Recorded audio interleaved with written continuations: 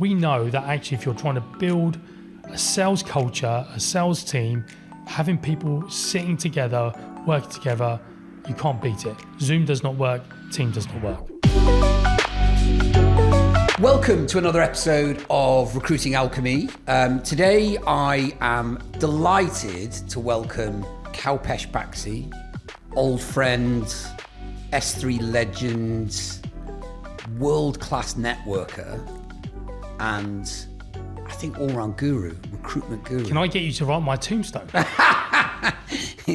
Thank you very much for joining me. Thank you for having me here today. It is, and it's, we've known each other for far too long. We had hair, didn't have hair, whichever way you want to look at it. Wore ties, didn't wear ties. More ties. Wore ties, Yeah. didn't wear ties. But no, I'm delighted to be here today. I do love to see a tie these days. It's a rare sight. Somebody came on a call with me the other day in a full suit and I was like, actually, maybe that's like a thing that you should bring back. Nothing wrong with a good shirt. Maybe that should be the theme of your podcast. Do you remember ironing 5 shirts on a Sunday? I do. And when you made money, you didn't iron them. You went to the shop and you gave them to dry cleaners. £1.50 a shirt. Yeah. That was like the height of excess. Yeah. I was like, mate, that guy's a baller, mate. He gets his shirts ironed. But the best ones were the ones that actually didn't get them ironed. They just went and bought another one. Yeah.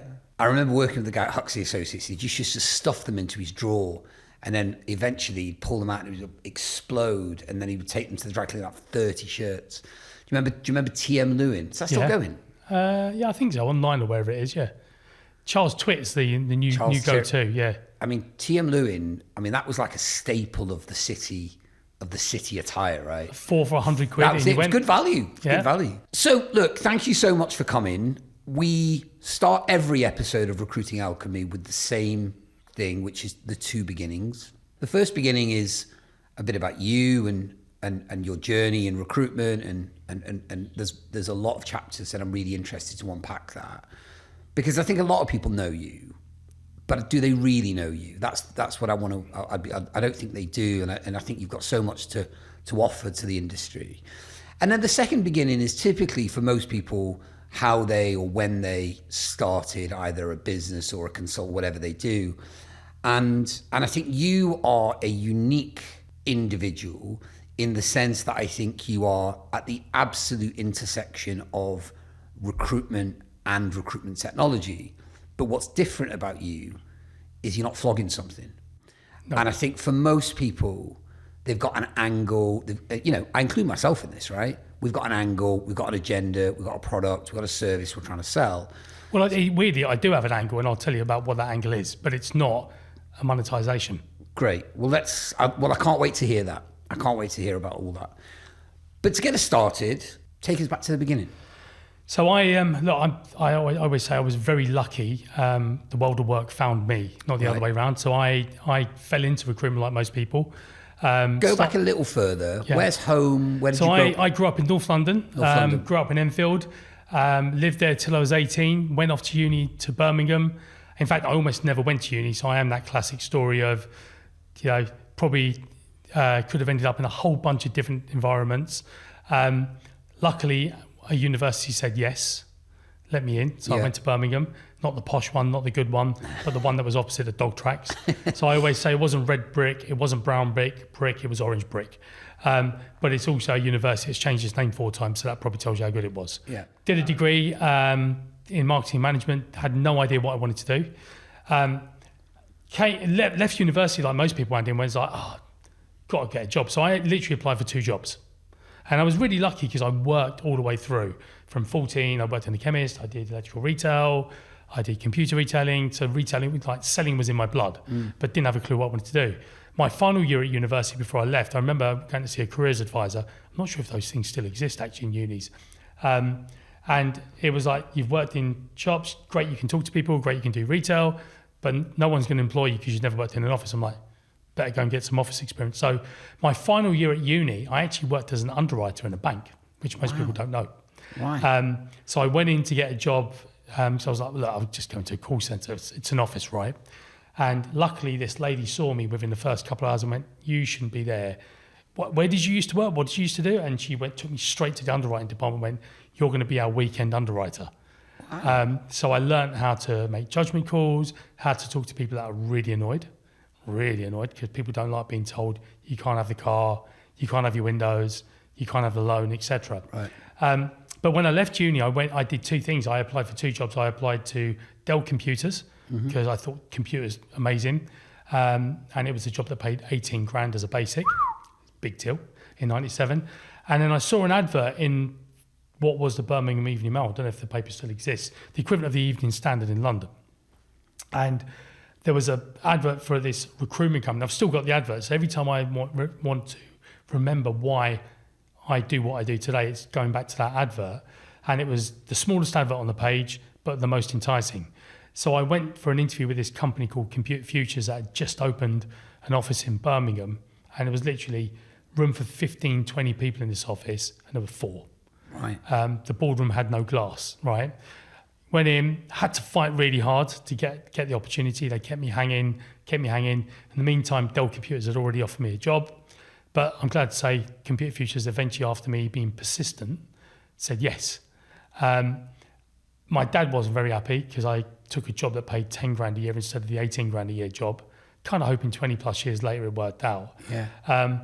And that was my entry into recruitment. It was literally this thing I'd never heard of. It was the most interesting job advert in the paper. Yeah. I got taken on by a guy called Nick Barker, who you and I both know, who took a punt. And it was literal punt because technically I wouldn't have hired me. So you started in Birmingham? I'd started in Birmingham. I did not know that. No, I started in Birmingham. The reason why I started in Birmingham was I left uni and I was like, I kind of want to go anywhere and do anything. And that was kind of my mantra on day one. And you could argue that was quite arrogant of me on day one to turn around to my new boss and say, I'll go anywhere, do anything to further my career. Yeah. And I don't think it's arrogant. And it kind of helped. It did when I didn't even know what a good CV looked like. Right. But it was, I set my stall out early and kind of when the opportunities came up to go to Europe and go and do things, I got the shots. I started in Birmingham very simply because I was like, I love where I am.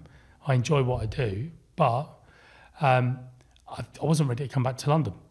So I went from Birmingham to then going to international. I lived in Amsterdam for 3 years and then eventually made it to London. Got it. So you lived in Amsterdam. So you're Birmingham, Amsterdam, London. Yeah.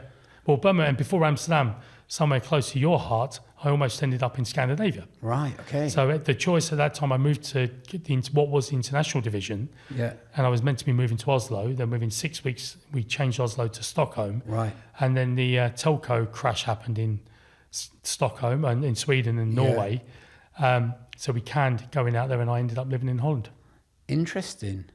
And so back to London, you still with Computer Futures all the way through. With Computer Futures, but with a flip actually after a year of being back in London, ended up at JP Gray. Ah, right. Okay. And that was where you started in accountancy, right? And then this is when SThree is growing like wildfire, right? It's on a mad kind of hyper growth trajectory. Tell us about your recollections of what it was, because I get asked this question all the time, right? What is it about SThree? Why are so many recruitment company founders, recruitment technology founders ex-SThree? And I don't really have the answer. What's your take on that? So, you know what? I've got a very clear vision of the people we hired and the job specs we hired against, right? So we talk about, in the world we're in today, ironically, we talk about potential, right? Everything's about what potential, hire on potential versus people being able to do the job. My recollection of the people we hired at SThree, they were all individuals that were hungry, that some of them wanted to prove something. They had tenacity in spades, and none of them wanted to do a 9-to-5 job that paid them a flat salary that they could clock in and clock out. But I would argue there's people like that today. So what is it about the culture? What was it about the culture that took those qualities and transformed them into something that there are organizations out there today that have that, but they're very, in my opinion, few and far between. You know. So I think it goes back down to, and you and I were probably the last generation that knew Simon and Bill as the original founders of SThree, or what was Computer Futures. And what I credit Simon and Bill for was they hired people and they spotted potential. So if they saw someone that had the ability to do something that could help further the business, go and set a new office up, go and set a new desk up, go and try something, they gave them the chance. And S3 for me, I mean, my early years at S3, what I remember is try stuff, fail, learn quickly, go again. And I think the challenge we've got today is we now hire people to do a job, not for careers or not for growing potential.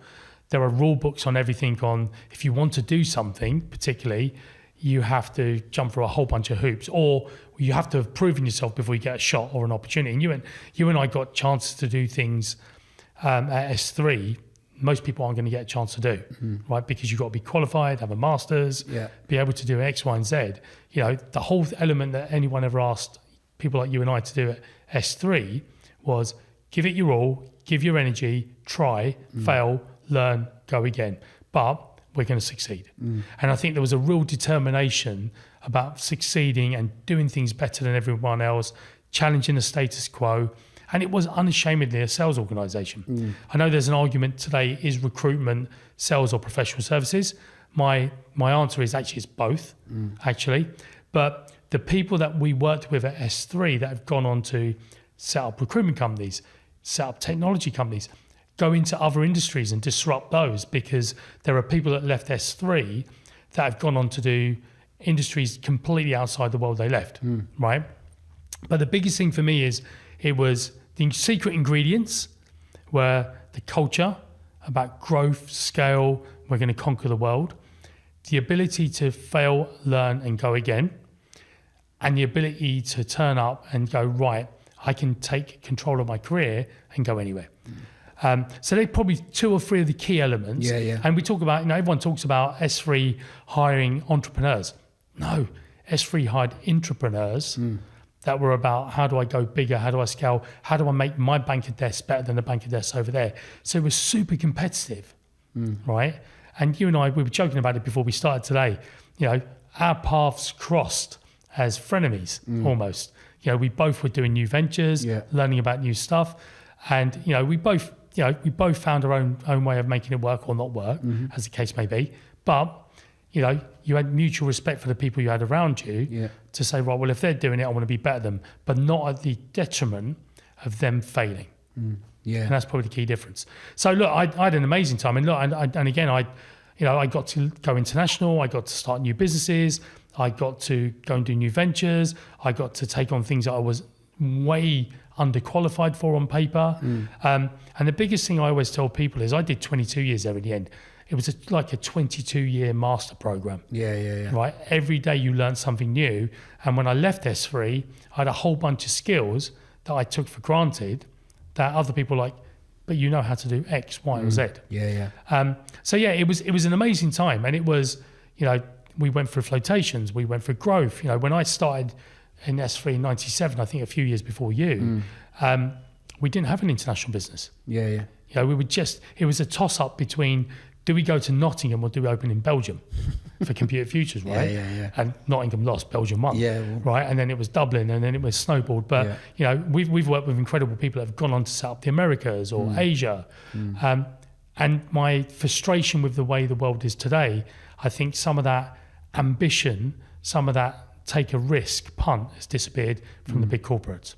And you mentioned a 22-year career, so we don't have time today. I'd love to unpack it, but as your career that chapter begins to come to an end, were you thinking about what might be next, and what was of it? What were the options open to you? Was it go and be the CEO at company X, go and be the CEO at company Y? Did you think about starting your own recruitment business? You've obviously got this passion for recruitment and innovation and technology. So I'd love to understand where you were at that point in that junction in your life, and what was on your mind at that time. So I'll probably, if I take you back to 2024, I turned 50 last year, right? And I cannot believe that for one second, mate. It's not looking bad, am I? Mate, that's amazing. I credit my personal trainer for that one.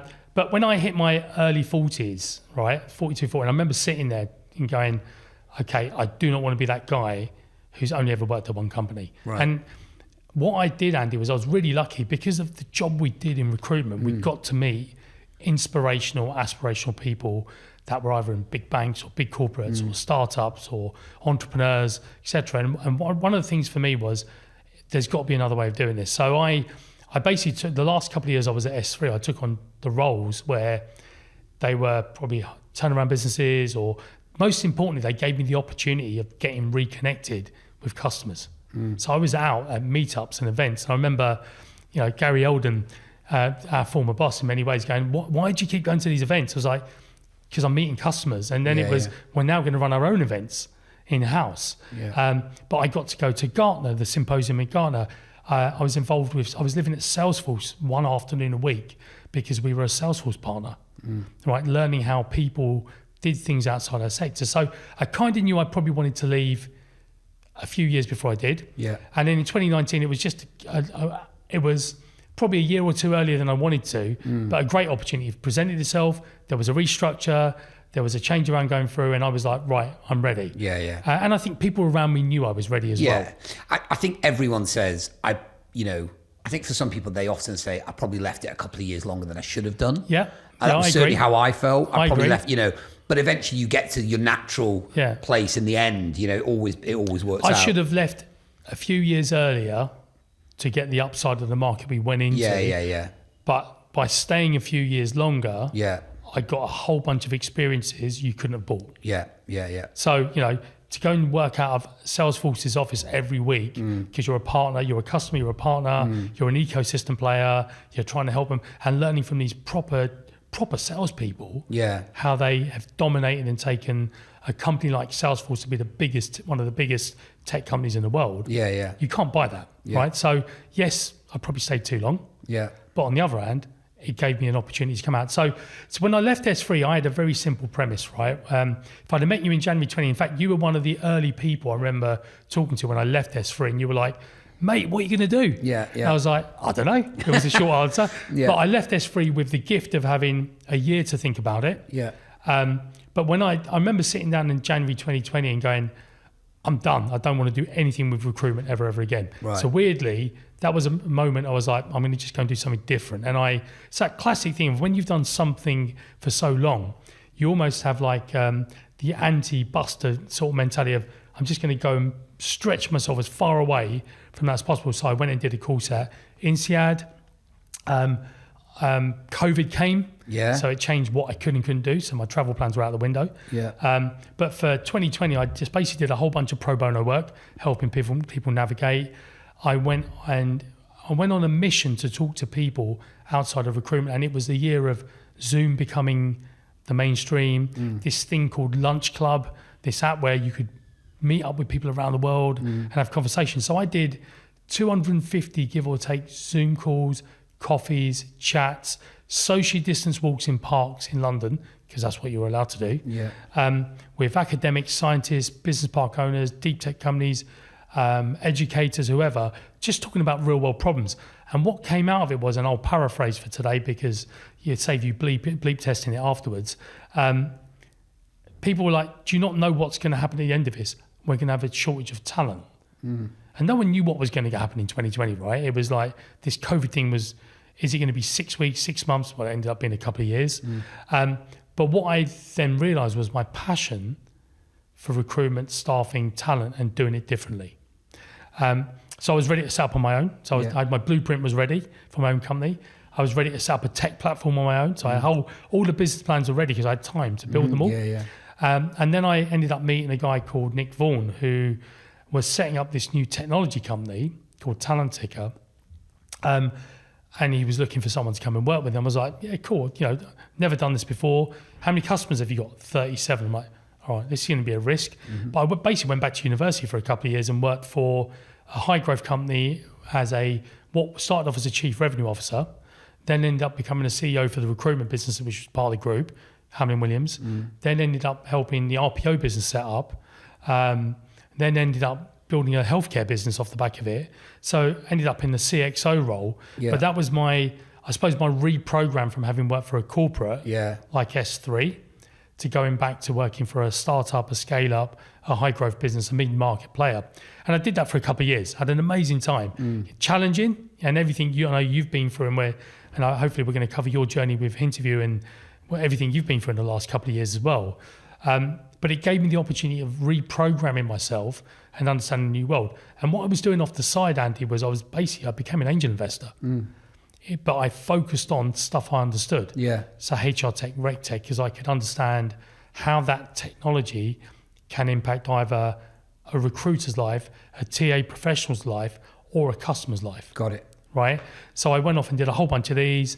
And in 2023, decided, right, I'm done now with working for the company I was with. So officially became an advisor, a consultant, all those terms that everyone knows. But went out there and finished that journey I started to understand about the new world we're heading into and becoming a super connector. Got it. I mean, you are a super connector, right? And I would say you are probably the most well-networked person in our sector. You know everyone knows you.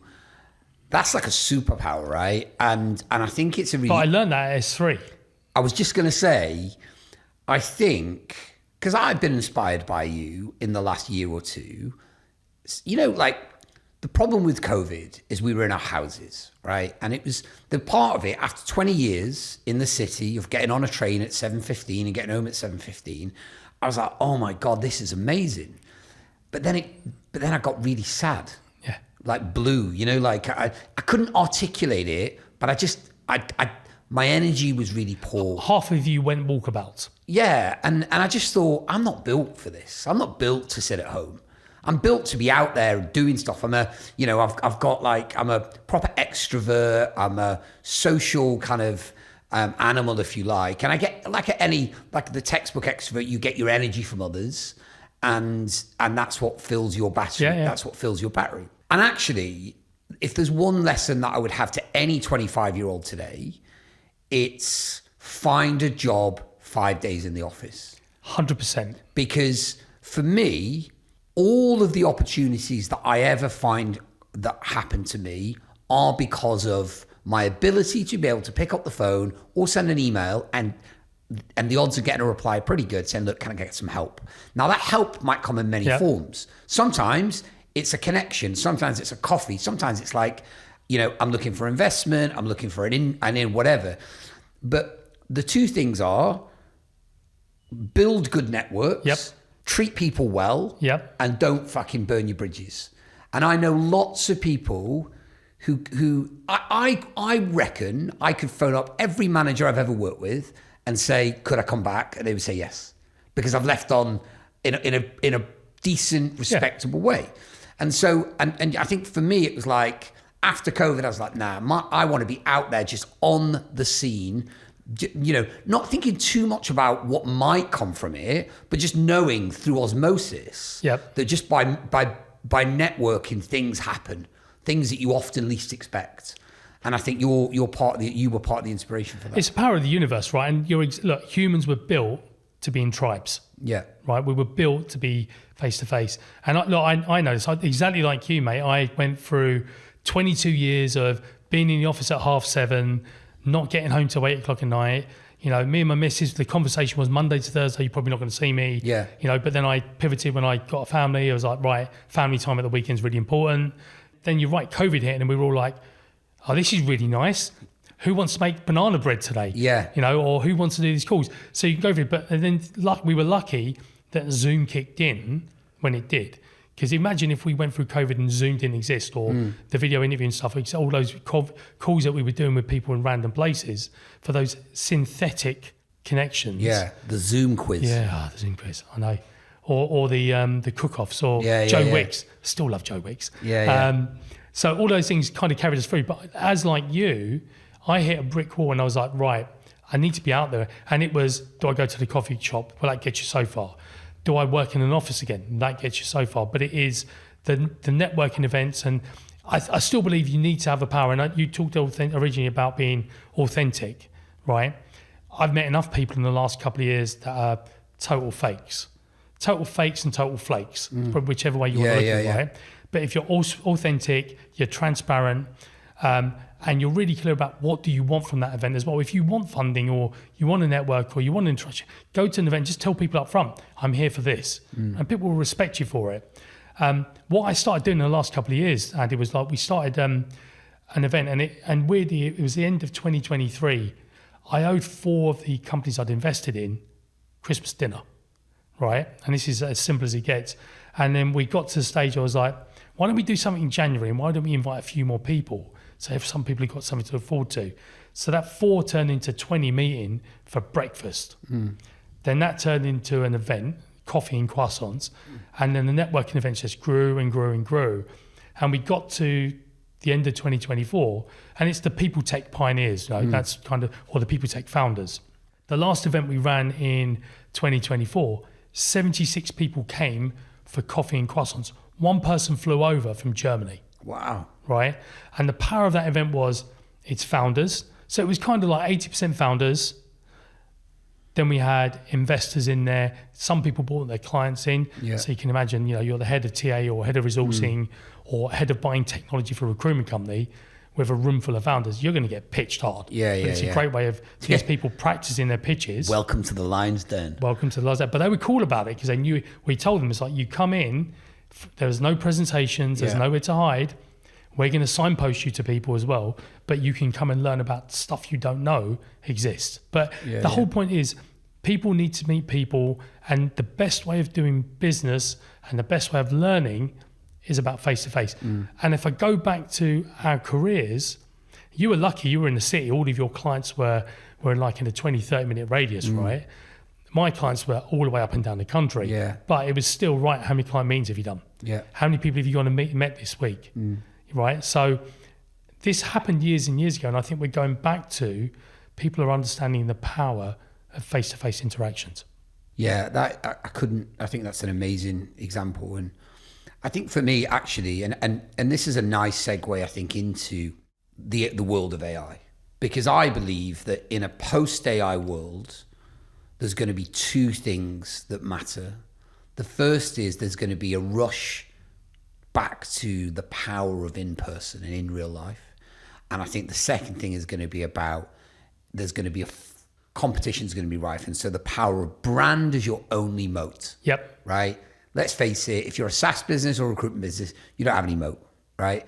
I'll be able to copy your product in 5 minutes with an AI bot. So the only thing you've got is brand. You've got your brand and you've got your reputation and in real life, and that proximity is going to be really, really in fashion. I think what most of our listeners are interested in today, if they are the CEO of a recruitment and staffing business, they're probably sick to death of being scared or being trash talked, if you like. Trash talk's like that word, but all about talk down about if you don't have an AI strategy, you're dead, right? And the people that I speak to are a bit like, I don't even know where to start, right? Where do I even begin? So I guess what you have that no one else has is a view of the whole market, more than me, and certainly more than your average recruitment company CEO. So give us a picture of the world as you see it today. What are you seeing that's working? What is not working? And maybe give some reassurance to the recruitment CEO who might be thinking, I haven't really made a start. I don't quite know where to begin. What shall I do? I'd love to hear your thoughts on that subject. So we've got, whether you're a tech company, and we are going to talk about your journey with Interview as well, because I'm fascinated about how you've pivoted and changed and adapted to a new world, right? And actually the journey you've been on with Interview, from what you started off as a business to what Interview is today, is exactly what a CEO of a recruitment company should be taking away as a lesson of adapt, understand the landscape, pivot, change, fail, learn, go again. And we have two fundamental issues going on in the world today. The first is, if you want to think of that whole future of work kind of story about where you work, how you work, do you get people back into the office? Is it hybrid? Is it remote? So the working pattern is a challenge, because people are still, not everyone's on our page of, someone said to me, get back to the office 5 days a week, I'm all in.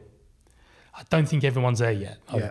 So if you're a CEO of and we'll just stick with recruitment for now, and tech is the same thing, but let's just call it a CEO of a company, your challenge is, how do you create a working culture that allows everyone to be the best version of themselves, to impact performance, to impact profitability, and to impact the mission of your business, right? Whatever you've promised your shareholders and your stakeholders, you've got to deliver on.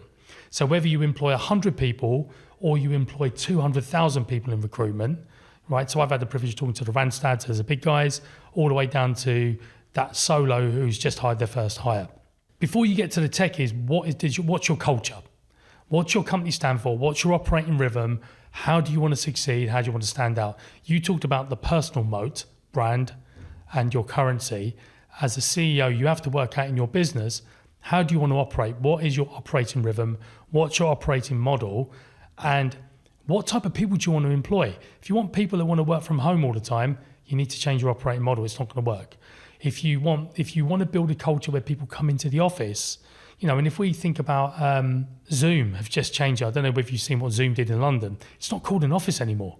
It's called a collaboration space. Wow. Right? So employees come in to collaborate, not to work. They come to work. Yeah.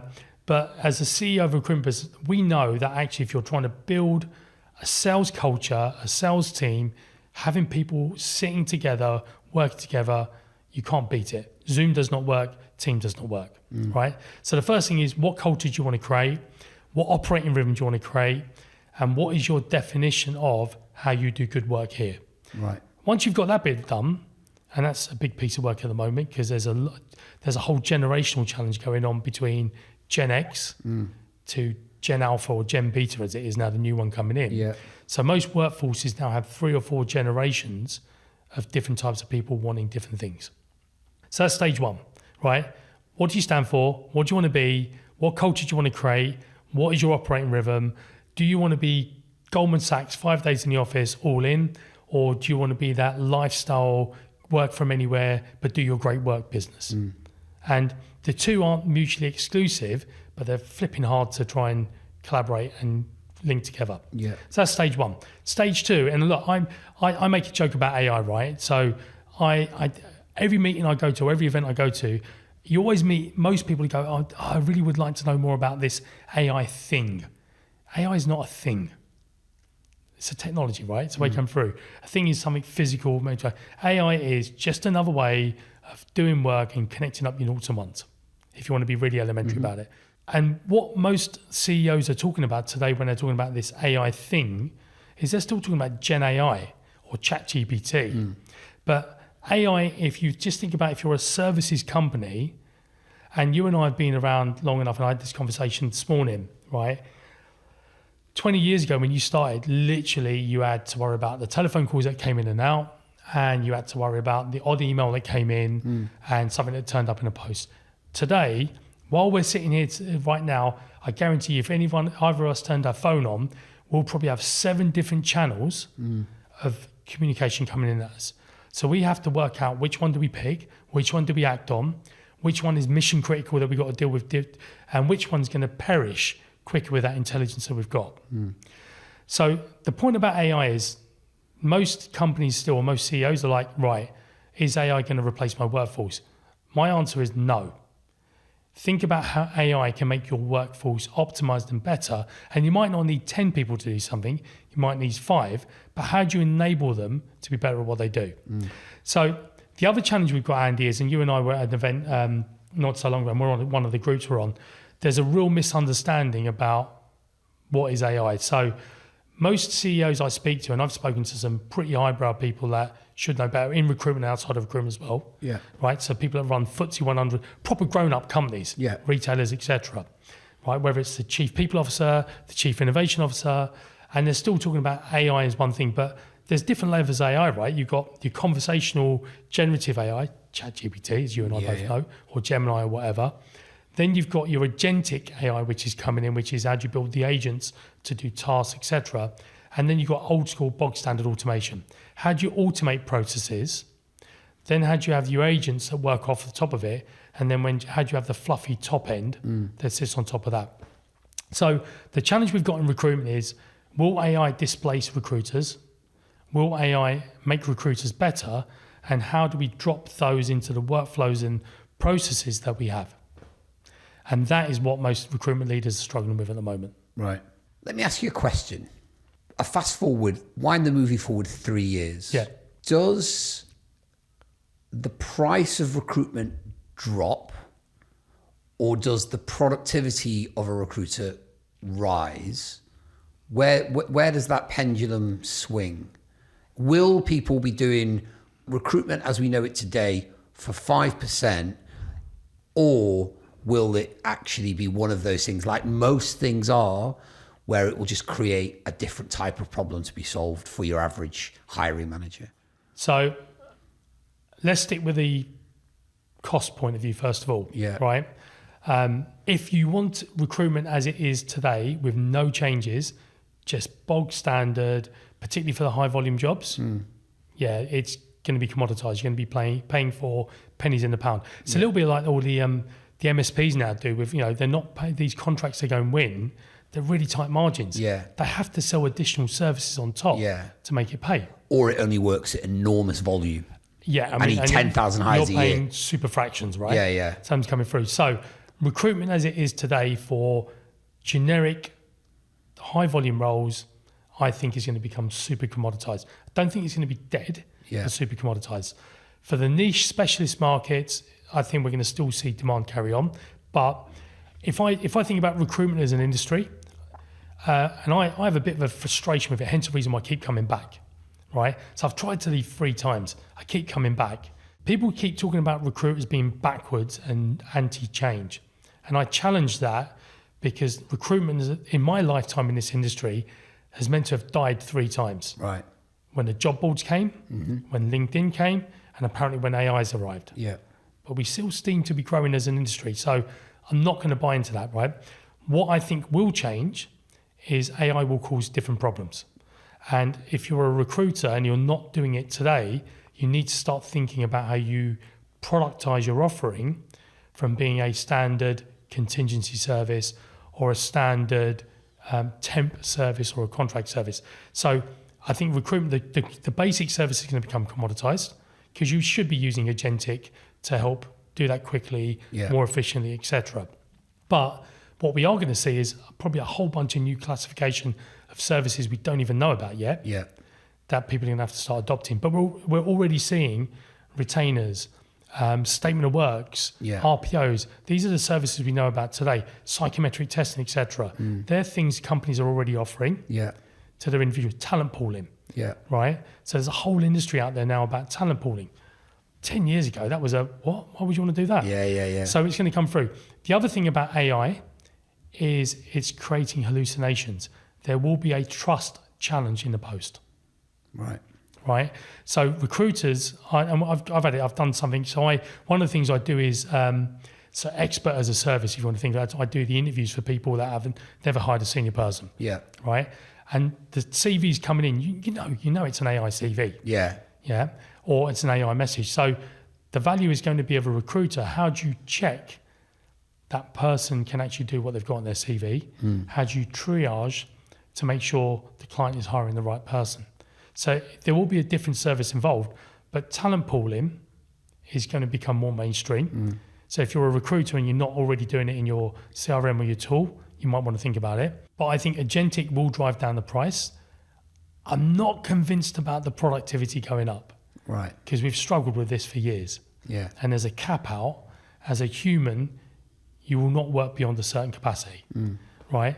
So I'm not convinced recruiters are going to become more efficient using AI. They will become more effective doing the parts of the job they can add most value. That's really helpful and insightful. Let me ask you about Hintel, because I'm quite intrigued about what you're doing. Right? Okay. We've talked about me in the world at large. Yeah. Right. So you started this business. You started in recruitment. Then you started your own recruitment company. Then you started Interview because you spotted a gap. Then you went on a mad rampage. It was you and probably 2 others in the market. Spotting it. Then you pivoted. Then you pivoted again. Then it almost didn't pivot because you almost ran out of road because of a bunch of stuff. So what made you decide to do what you're doing now? So I think recruiters can learn from this. So look, like any journey, it's had its twists and turns. So if you think about how this business began, the genesis story was we had a job and I had a candidate, right? Now this candidate was excellent, but she had been out of work for 4.5 years raising a family. She had 2 children in quick succession, and her youngest son had gone back to nursery. So I sent her CV to the client and the client rejected her. Not interested. I'm looking for somebody with up-to-date skills and experience. And I said, I thought you might say that, but trust me, I'm pretty good at my job. I really recommend you meet this candidate. No, not interested. So I went back to the candidate and said, I'm really sorry they don't want to see you. And I don't know what came over me, but I said, I've got an idea. We could record a video, you and I. I'll send him the video. He'll see how good you are. He'll have to hire you. She was like, yeah, sure, why not? So he was like, how the hell do you record a video with somebody on the internet? This is like 2016, 17. There was some products out there, but they were mainly video conferencing. And that wasn't really... So anyway, we found out a way to record each other on the internet. Not like that. We uploaded it to YouTube, the world's least secure place to store a bunch of personal information. And I sent the link to the hiring manager and said, look, do me a favor, watch 2 minutes of this video. And if you tell me you're not interested in this candidate, I will never mention her name again. And he watched it and of course came back and went, oh my God, she's incredible. Get her down here. We sent her down for an interview and she got the job. And we were like, fuck, we're going to be the video guys. That's going to be our thing. That's going to be our shtick. Now we assumed at the time, you know, like you have an idea, but somebody's always thought of it. So we just assumed we'd buy the technology in. But nothing really existed for what we wanted. So we were like, oh, right, okay. So anyway, like, oh, well, that's not really a thing then. We'll have to find another angle. But Richard, my business partner, he's like, nah, we're onto something. We should really explore this. And we did, what we had was access to IT professionals because we were on a tech recruitment company. So to cut a long story short, we built our own prototype of what is now Interview. But we spent all of our money, time, energy, and capital building a meeting place, right? And it was a place for recruiters and candidates to meet online, record, edit, package, prepare, and share, which is great. And then COVID happened. And what happened? Teams happened. Now, what Teams did was it just commoditized the online meeting place. So whilst we were over here going, hey, we've got this thing built for you, people were like, yeah, but this thing's this is how we do our meetings now. So we were like simultaneously buffeted by COVID. We thought we were going to be billionaires, right? Global flesh-eating pandemic, hello, right? But then simultaneously, our core value proposition just got basically reduced to zero by Microsoft. So we did pivot to we had a video outreach tool, but I was like, the fundamental problem we had was about adoption. So we go into organizations, we pitch the owner, the founder, the CEO, and they go, I get it. I understand, right? And our value prop was about, look, if you are a contingent recruitment business and your proposition is based on taking a job spec, matching words on a CV, sending those CVs on an email and organizing a bunch of interviews, at some point in the future, a robot is going to do most of that. But I didn't know how. Now I do, because AI is here. Yeah. And so that was the kind of slightly threatening, passive-aggressive pitch that I would give. And people were like, yeah, I get it. So we would usually go in and say, and we would also talk about getting people off we would call it the contingent carousel, right? How do you get out of the rat race of like the PSL black hole? And that was where we were. But we always had an adoption problem. The owner got it. The CEO got it. The middle management level, like, oh God, it's just more work. And then the team underneath were like, oh God, I'm targeted on sending CVs out the door. Can I, now you want me to delay sending a CV to record a video of whatever. And so for every company that successfully adopted our solution, I could show you two that tried and failed. Now they'd always be incredibly nice about it. They'd be like, Andy, it's not you, it's us. We've got too much tech, our people are a nightmare. But the outcome was always the same.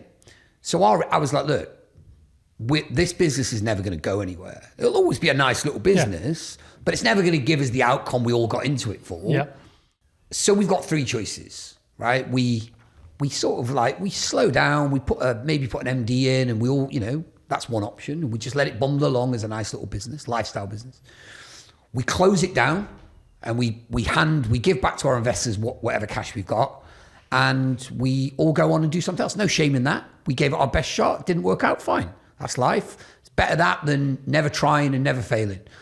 Or if we believe in the vision and the mission, which I think we do, can we solve this problem in a better way? Yeah. And I think we all said, yeah, we probably can with AI. And then, and that was 18 months ago. And we called it, and that we gutted the business. We ripped out 70% of the cost base. We got rid of almost all of our salespeople, all of our marketing people, and we just retreated basically. And we reimagined the product from the ground up with what you now know, as an AI note taker, but that phrase didn't really exist at the time. And there's others out there, and there will be others come to the party. But for us, do you know what made it really easy? We were fucked. And so... You had nothing to lose, right? Exactly. And I always say to people, I was like, and this is a really, maybe not the best analogy, but the alcoholic has to hit rock bottom before they can rebuild. And our experience was when we were doing okay but not bad, nobody was up for taking a big gamble. Whereas 2022 turned patchy adoption into a full-scale bloodbath. Yeah. And we had no choice. So it made it easy. I was like, what else are we going to do? Can't carry on like this. We're screwed. And so for me, that was the blessing that we didn't know we needed at the time.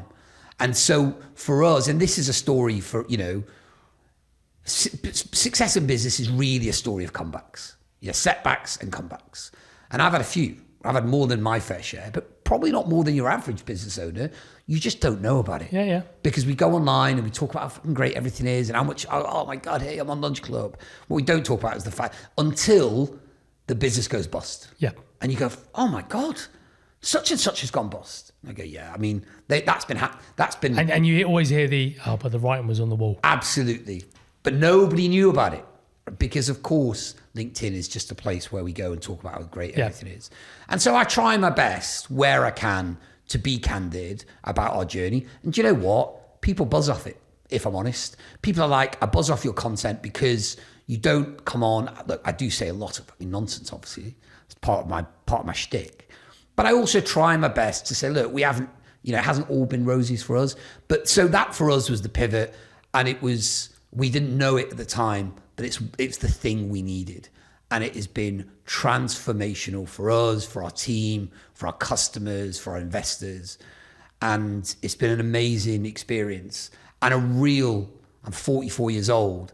It's been the best lesson I've ever learned, which is about sticking with it when the going gets tough and never giving up. Yeah.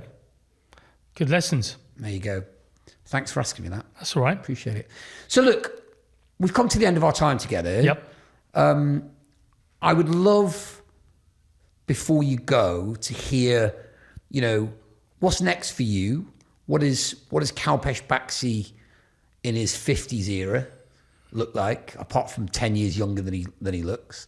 But what does the next chapter of your journey look like, and what do you see for yourself in the industry? So I've got, I always tell people I'm lucky, right? I was lucky when I left SThree. I had the gift of a window of time because I had some money, right? And then that was the whole point. And my whole mission that I've been on is helping the Davids beat the Goliaths. How do you get your proposition, your story? How do you connect with people to come out and win? And my bit over the last couple of years, whether you're a recruitment company or someone that I get involved in more broadly, or I do mentoring or whatever, right? The general principle is like, how can you move forwards? I'm lucky, mate. I've got an incredible black book. I've got an amazing network. I don't monetize that network. It's about me going, right, how do we get great people to help them succeed? Because sometimes people come up with amazing ideas and concepts, but they just don't know what the next step is. Yeah. So it's, can you raise money? Can you buddy up with people? Can you connect with someone and stop being a point solution and basically share the spoils and become a marketplace, effectively? So I'm going to carry on doing the networking and building relationships and helping the tech community and the recruitment community win, because I'm kind of sick and tired of recruiters getting bashed every time. So a hire doesn't work out, it's the recruiter's fault. The fee was too high. It's like, well, the fee's too high because you can't find them yourself. Yeah. the person's not left because a recruiter placed them a year ago, it's because you haven't managed them properly. Yeah. So there's a degree of, well, it's not the recruiter's fault as well. So I'm back in recruitment. I'm working with, doing work with growth recruitment companies, scale-up companies. Weirdly, I'm talking to some people about permanent jobs, but we'll see where that goes. I might become a fractional, the new word, right? Yeah. Everyone becomes a fractional. Fractional. But I think my 50s are about unfinished business. And what I mean by that is I'm lucky, right? When I was coming through into the world of work, I had great people, and to name check, your Nick Barkers, your Gary Eldens, Mike Smiths, great colleagues like Marcus Francis, etc., to work with, Dave Reese's and so on. I had people around me that could lift me up, challenge me, and help me be better at what I was doing. So the bit we talked about again, just having people around me that I can learn from, the osmosis. So how do I create those opportunities?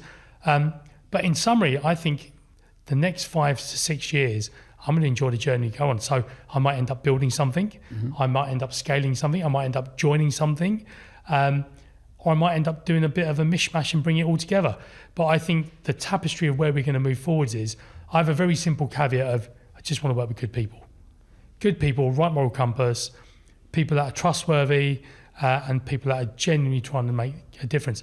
I've got no problems people becoming millionaires in the process and having lifestyle changes, but as long as you're doing something for the greater good, it should work out. So yeah, it's kind of an unknown, the page is still blank, which is what I'm loving about it. Well, that's the most exciting time, right? Yeah.